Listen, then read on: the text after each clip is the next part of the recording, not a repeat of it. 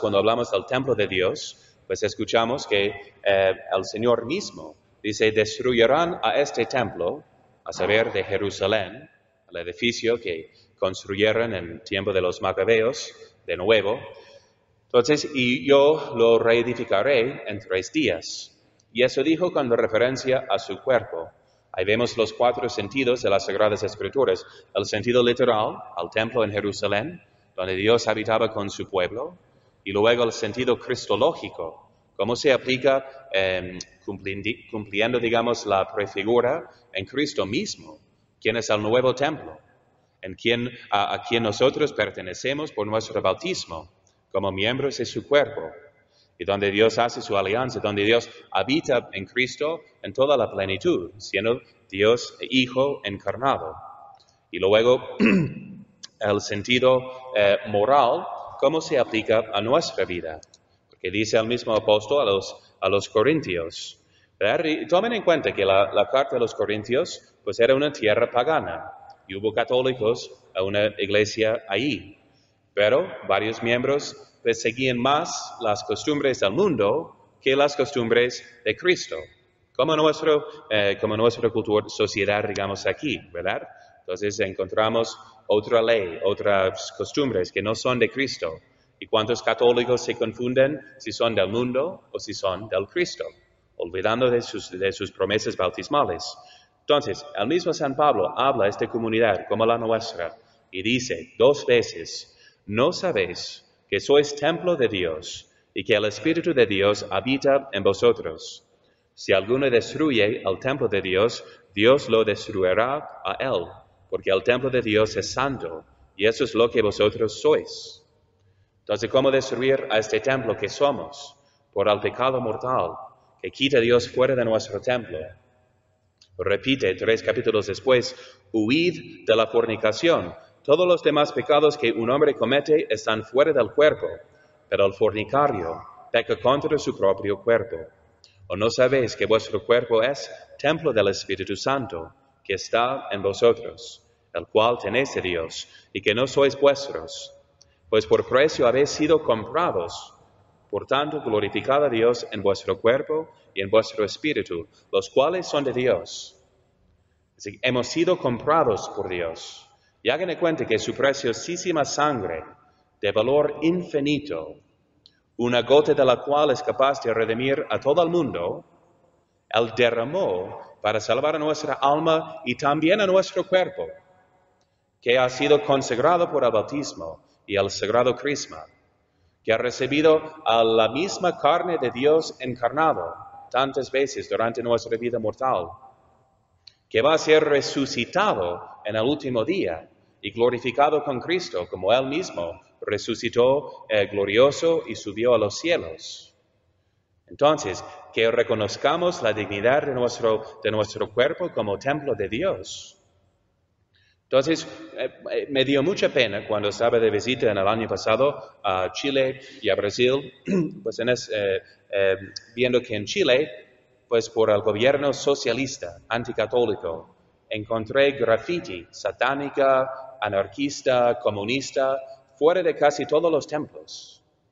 Hasta ahí también en Santiago, Chile, llegaron a quemar y destruir la imagen principal del país, de la Virgen del Carmen.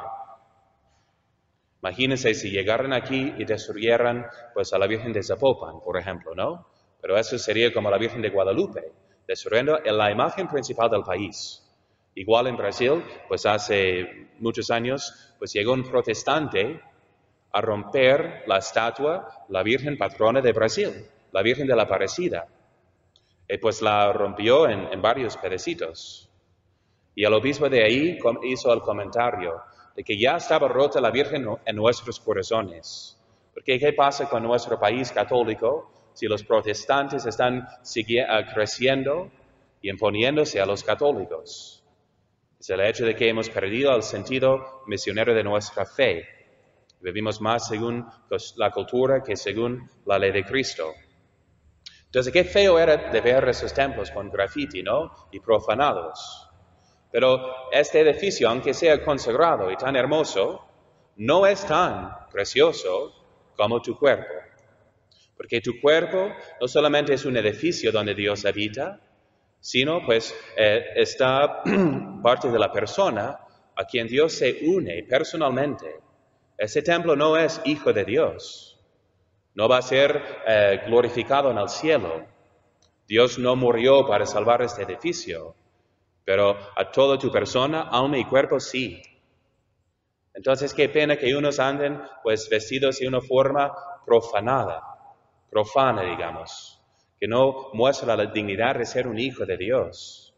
¿Cuántas mujeres se dicen como si fueran mujeres de la calle? Ya, pues siendo ocasiones de pecado para los hombres, guiando las almas al infierno, nomás para sentir la soberbia en su alma. O cuántos, pues, después de haber recibido al Santísimo Sacramento sobre su lengua, luego salen a decir mentiras, groserías, de insultar, de maldecir, de sembrar chismes y murmuraciones. Entonces, manchando la lengua que está hecha para recibir a Dios mismo. Cuántos actos de impureza, ¿verdad? Entonces, tan torpes, profanan ese templo que es nuestro cuerpo. Que no sea así, que reconozcamos nuestra dignidad. ¿Y cuántos, pues, reciben a nuestro Señor en pecado mortal? Quiero hacer un pequeño comentario sobre ya que hay lobos, ¿verdad?, vestidos como pastores, que van repitiendo eso, intentando de decir, como ustedes mismos me han comentado, de malos consejos que han recibido, de que sí se puede recibir la Santa Comunión en pecado mortal, sin pues un motivo grave para comulgar, que sería como el peligro de la muerte. Entonces, escuchemos a lo que dicen los santos. Ellos siempre son nuestra norma de conducta y de fe. Siguiendo a ellos canonizados, quiere decir hechos una regla, no nos podemos desfiar. ¿Qué dice San Antonio María Claret sobre este gran pecado? Apenas hay delito que más ofenda a Dios que el de la comunión sacrílega. Los santos padres lo demuestran con palabras y ejemplos asombrosos. El que comulga en pecado mortal comete un delito mayor que Herodes, que mató a los santos inocentes, dice San Agustín. Más horrendo que Judas, quien dio este beso a nuestro Señor, habiéndolo traicionado y vendido en su corazón por unas naderías, dice San Agustín. No dice San Juan Crisóstomo. Más terrible que el que cometieron los judíos crucificando al Salvador, dicen otros santos. Y por todos añade San Pablo, será rey del cuerpo y sangre del Señor. Eso dice la glosa, será castigado como si con sus manos hubiere muerto al Hijo de Dios. Es la comunión sacrílega un delito tan enorme que Dios no espera a castigarlo en el infierno, sino que ya empieza en este mundo con enfermedades y muertes, de modo que ya en tiempo de los apóstoles, según San Pablo, muchos por sus comuniones sacrílegas padecían gravísimos males corporales y otros morían. San Cipriano refiere de algunos de su tiempo que lo mismo era recibir indignamente la Sagrada Comunión que hallarse acometidos de intolerables dolores en las entrañas, hasta morir reventados. San Juan Crisóstomo conoció a muchos poseídos del demonio por causa de este delito. Y San Gregorio Papa asegura que en Roma hizo grandes estragos la peste que sobrevino por haberse continuado en aquella ciudad las diversiones, convites, espectáculos e impurezas después de la comunión pascual. Y lo mismo refiere de su tiempo San Anselmo por haber cumplido mal con este precepto. Se lee en la vida de San Bernardo que un monje se atrevió a comulgar en pecado mortal, pero cosa terrible, apenas le hubo dado el santo la sagrada hostia, reventó como Judas y como él se condenó eternamente. Eso es lo que espera uno, pues, que recibe la Santa Comunión en pecado mortal, que nunca jamás lo hagan, por ningún respeto humano. Y como ustedes saben, no hay una obligación de recibir la Santa Comunión, salvo una vez al año, aunque es muy recomendable recibirlo en cada misa, con el permiso del confesor. Sin embargo, hay motivos incluso espirituales y piadosos para no comulgar. Si nos damos cuenta que es simplemente por rutina, es bueno humillarse una vez para tomarlo más en serio. Pues Beata Imelda, la patrona de los primeros comulgantes, recibió la Santa Comunión una vez, habiéndose preparado por años, y murió de amor en su primera comunión, en una éxtasis, ¿no? Entonces no es tan importante la cantidad como la cualidad de nuestras comuniones. Aunque, pues les digo también que, como dice la Iglesia, y nos animó el Papa San Pío X también, de recibirlo con frecuencia, con esas disposiciones de odio al pecado venial, de todos los pecados y el deseo de crecer en la santidad. Bien, entonces, y además, pues puede ser que uno no haya observado el ayuno de una hora, que excluye todo lo que es de comida, aguas de sabor, digamos, jugos, lo que tiene calorías, digamos, entonces está prohibido una hora antes de recibir la Santa Comunión, ¿verdad? De modo que nadie puede juzgar a su prójimo, tú no comulgas, tú estás en pecado mortal. No se puede hacer. Sería un juicio temerario y también pecaminoso. Entonces, pero del sentido positivo, regresando a ese tema, acuérdense siempre que son templos de Dios. Dios habita en el alma por la gracia santificante. Y los santos, hasta Santo Tomás de Aquino, tan preciso, científico en su lenguaje, en su suma teológica, él mismo dice, ¿no?, que la gracia, por decirlo así, nos diviniza. Y otros santos, que ocupamos un rango divino, se nos da la divinidad, dice San Maximino, cuando la gracia penetra nuestra naturaleza de su luz celestial y cuando por la gloria esa gracia nos eleva sobre sí misma. Entonces dice, lo que en Dios es esencial y sustancial, dice Santo Tomás, en el alma que por la gracia participa de la caridad divina, es como una cualidad agregada a su naturaleza. Lo compara pues al hierro de una espada, digamos, que se mete en el fuego. Cuando la sacamos, es como fuego. Participa en todas las propiedades de quemar, de encender, de brillar, de lucir, ¿verdad? Aunque puede volver a ser nomás duro y frío y oscuro. Igual con nuestra alma. Si estamos en gracia de Dios, Dios mismo habita en nuestra alma. De modo que, dice un santo, si pudiéramos ver al alma la gracia de Dios, sería como esta visión de la Nueva Jerusalén, ¿verdad? Engalanada como una esposa para recibir a su novio. Pues y pensaríamos que es Dios mismo, viéndolo en su habitación, en su morada, en nuestra alma. Que conozcamos pues este don de Dios y que para permanecer en su gracia, que recemos con frecuencia. Y nomás para concluir, quiero mencionarles pues una práctica muy santificadora, que es la oración yaculatoria. Quiere decir yaculatoria como digamos, lanzar dardos o saetas o flechas, ¿no?, con rapidez hacia el cielo.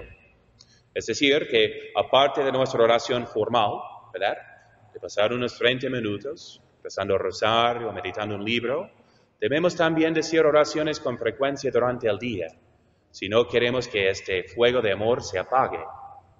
Y eso es la elevación de la mente y el corazón hacia Dios. ¿Cómo? Tomemos por analogía, porque Dios se presenta hoy, ¿no?, como quiere hospedarse en nuestra casa, o en el libro del Apocalipsis, que Él viene como el esposo. Y entre esposos, ¿no?, así expresan su amor. Si tienen un amor fervoroso, pues durante el día, siempre aunque están trabajando, siempre están pensando en el próximo momento cuando pueden estar juntos. Siguen pues durante el día mandando mensajes amorosos, ¿verdad? Tienen la foto, la imagen de su amor ahí en su escritorio. Y todo lo que hagan también de su trabajo, porque lo hacen por amor de su familia, por amor de su esposa, como la madre que se sacrifica en la casa por amor de su marido, para vivir pues en unión con él. Así debe de ser con nosotros aún más, ya que el matrimonio no es para siempre, sino un medio. Todos vamos a ser célebres en el cielo, casados con Dios mismo, el único que llena definitivamente el corazón. De modo que debemos pasar el tiempo así, ¿verdad? Porque si llegamos luego a la oración formal, pues pasamos la mitad nomás recogiendo nuestros pensamientos y sentimientos distraídos. Pero si pasamos el día pensando y esperando este momento, Manteniendo ese contacto con Dios, con esas chispas de amor, esas oraciones eyaculatorias, pues vamos a llegar con más recogimiento y a un tiempo más provechoso. Entonces dice San Gregorio Nacianceno, tan a menudo y tan frecuente ha de ser el acordarnos de Dios, y aún más que al respirar. Y dice San Agustín, buscaba yo, Señor, fuera de mí, al que tenía dentro de mí. Dentro de vos está, más presente y más íntima e intrínsecamente está Dios en mí que yo mismo, porque en Él vivimos, nos movemos y tenemos nuestro ser, que lo visitemos con frecuencia. Yo, pues caminando por las calles, orando, muchas veces pienso, ¿qué tal si trajera la Santa Comunión en la custodia? ¿Verdad? ¿Qué sería mi actitud? ¿Dónde estarían mis pensamientos y mis afectos? Pues muy recogidos porque traigo al Santísimo Sacramento. Bueno, y aunque se pasen las especies sacramentales, permanece la divinidad por la gracia santificante. De modo que todos ustedes deben andar así, también con los mismos sentimientos y pensamientos, como si acabaran de recibir la Santa Comunión. Saliendo del templo, pues que salgan como María Santísima. Ya después de su anunciación, va corriendo a sus quehaceres, de atender a Santa Isabel, a sus labores domésticas, pero lo hace siempre consciente de la presencia de Dios en ella y comunicando esa presencia a los demás. Y por fin entonces, si cumplimos bien, pues seremos templos de Dios para siempre, para toda la eternidad. No habrá lágrimas, ningún dolor. Y ese cielo ya está comenzado en el alma por la gracia santificante. Que repitamos entonces con la esposa del Cantar de Cantares, que sea nuestro único anhelo en esta vida, que repitamos con frecuencia. Las oraciones eyaculatorias pueden ser tu frase favorita, ¿no? Que repites durante el día para mantener este amor encendido. Como esta frase del Cantar de Cantares, mi amado para mí y yo para él. Que tengo yo, Señor, que querer ni en el cielo ni en la tierra, sino a vos. En el nombre del Padre, y del Hijo, y del Espíritu Santo. Amén. María, Madre de Gracia, Madre de Misericordia,